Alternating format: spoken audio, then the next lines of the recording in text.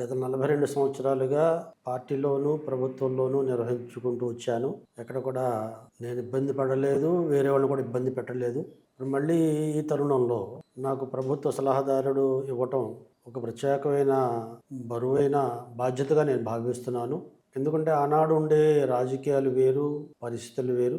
ఈరోజు ఉండే రాజకీయాలు ఉన్న పరిస్థితుల్లో ముఖ్యమంత్రి గారి పదవి కాడించి కింద స్థాయి వరకు ఉన్న అందరి బాధ్యతలు కొద్దిగా బరువుగాను, కొద్దిగా క్లిష్టంగాను ఉన్న మాట వాస్తవం.